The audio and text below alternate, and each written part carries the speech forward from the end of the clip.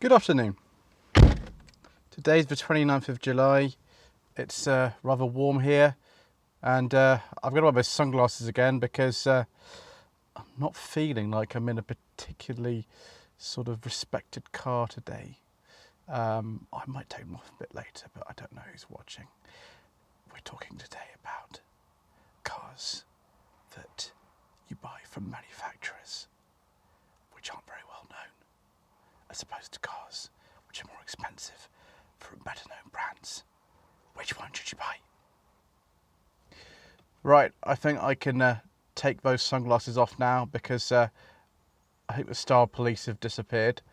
We're talking today about a viewer question. One of my viewers recently commented on one of the videos that I was doing with the 2019 MG3 that I recently had on test from MG Motor UK for a week, and said that he had known someone in his family who had the previous generation MG3 like this one, and it hadn't really turned up very well. The car was still in a warranty period, but lots of things had gone wrong, and he wished he'd possibly spent a little bit more money and bought a second-hand Fiesta.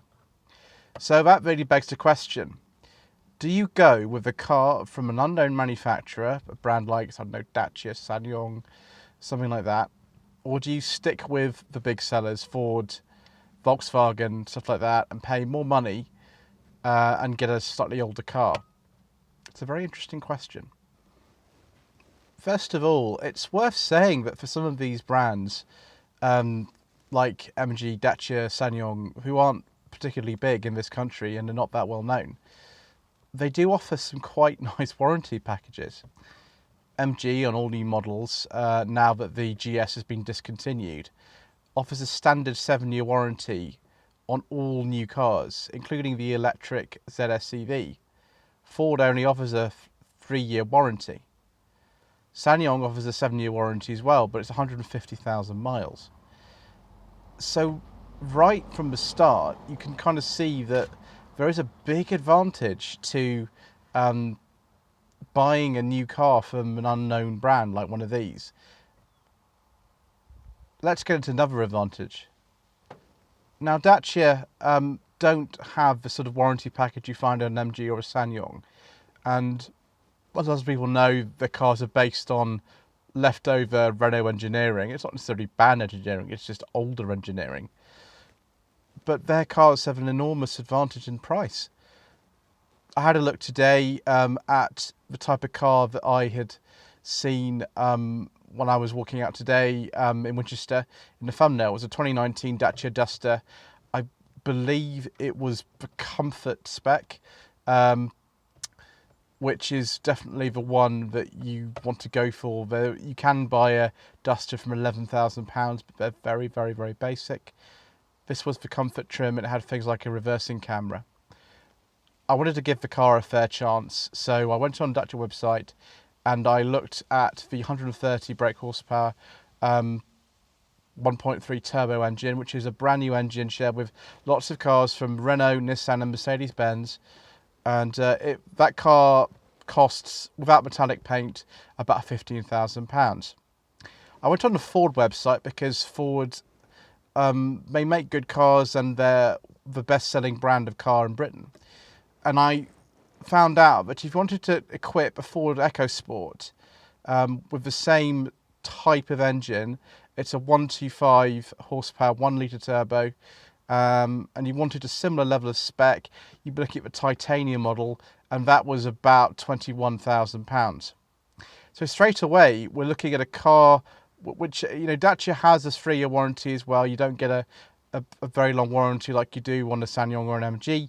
But for the same type of car, and bear in mind that Dacia has a lot more space in a Duster than an EcoSport, and the EcoSport has not had the best reputation for quality anyway, particularly the earlier models. This later one's a bit better, I think. You're kind of looking at £6,000 straight off the bat, more to buy an EcoSport with a similar type of trim. Now that's got to be worth kind of thinking about, isn't it? The next thing I looked at was comparing the car that I had on test from MG which was a 2019 MG3 1.5 exclusive, top of the range car in the colour I had it in, which was called Hello Yellow. That was £12,800 with a standard 7-year warranty. It's got features like Apple CarPlay as standard. It's got a reversing camera, parking sensors, cruise control, part leather upholstery, and the car has a 1.5 litre engine developing 105 horsepower. Now, the base level Fiesta that I was looking at, the trims have recently been rejigged, but I think it's now called the Trend. The Trend has a 1.1 litre 3-cylinder engine developing 85 horsepower. I could have gone for the 1 litre turbo, but I honestly don't think it's really worth stepping up that much to match an MG3, because an MG3 just the engine's not quite as new technology, and it wouldn't be fair to compare it against one of the modern EcoBoost engines. So we'll stick with the 1.1 engine. We'll live with the 20 horsepower deficit, and we'll then try to equip these cars comparably. Now, what you have to do on the Fiesta to get, things like the diamond cut alloy wheels, the reversing sensors, and Apple CarPlay, you have to add a lot of extras.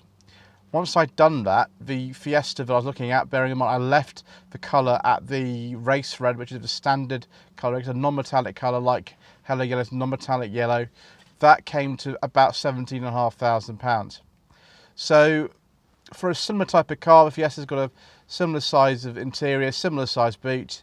That is a lot more money. And of course, you don't get a 7-year warranty with a Ford. You only get it with an MG. So in terms of price, in terms of equipment, these other brands, even if you've never owned a car with them before, they do offer a lot more for when you go to showroom. Now, bear in mind, Ford is a manufacturer with which you can get a lot of discounts. And so it could well be that you get the prices to match a little bit more.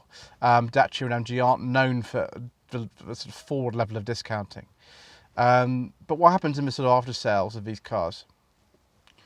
I'm not 100% sure which is more reliable, say a Dacia Duster or a Ford EcoSport. They've both had their quality problems. They're not cars that are known for quality like something like a Kia or a Hyundai or a Honda, something like that. Although obviously they're both getting better now. They're both in sort of revised models from when they're both launched in about 2013. With the MG3, I can attest to the fact that I've had one of the new models on test, and it is much better quality than the earlier ones. Now, the quality of my wife's car, which is a 2014, which was a British assembled car. It wasn't entirely assembled in Britain. It was partly assembled in China, and then the final assembly was in Birmingham. The quality of the car is generally okay. Bear in mind, this car, when it was new, was £10,000. You couldn't buy a Fiesta at all new for less than around £14,000 at the time. So it's difficult to compare the two. Now, you could look at the Car Plus, but the Car Plus, I'd say, actually these days has worse quality than an MG3.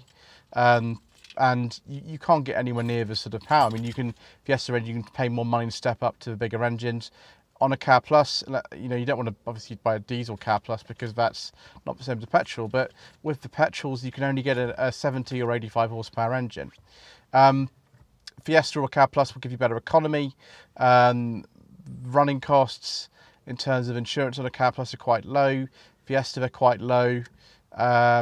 Servicing, I'd imagine, be broadly similar amongst all three of these cars.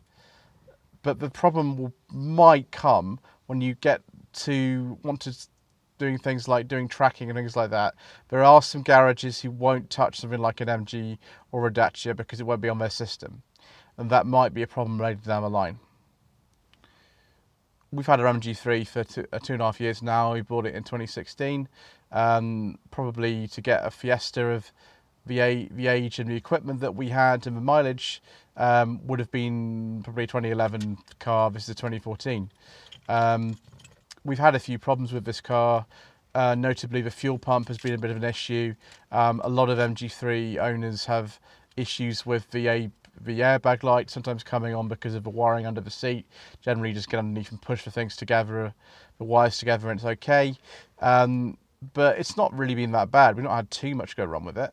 You could say that, with Fiesta of the kind of age, obviously, warranty and Fiesta and the MG3 were the same. They were 3-year warranties when I got this car. So there could have been other things that could have happened. You just never know. Sometimes you find these things work out, sometimes they don't. I wouldn't say inherently that an MG3 is a better or worse car than anything else other than the price. The Fiesta is probably a slightly better car, but it's more expensive.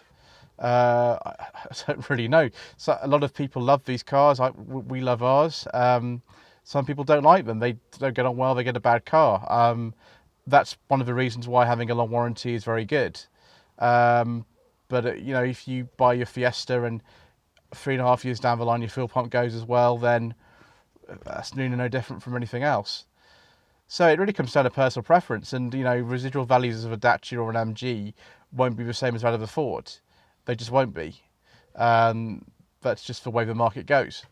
The unfamiliarity and things like that. So it's really up to you whether or not you're prepared to spend a little bit less and get maybe a better after sales package within the dealership network, or spend a little bit more and get something which has a less of a warranty package, probably is a little bit less equipment and less power, but as for a well-known manufacturer, it's really up to you. So if you found my video useful, please don't forget to subscribe to this channel, leave a comment below, and to like this video. Please don't forget to visit my website. It's www.lloydvehicleconsulting.co.uk. And my Facebook page is facebook.com/Lloyd Vehicle Consulting. If you wish me to see the source of car feed, it doesn't have to be an MG or a SsangYong or anything, it could be any type of car, then please use the contact tab to get in touch on the front page of my website. Thank you very much indeed again for watching.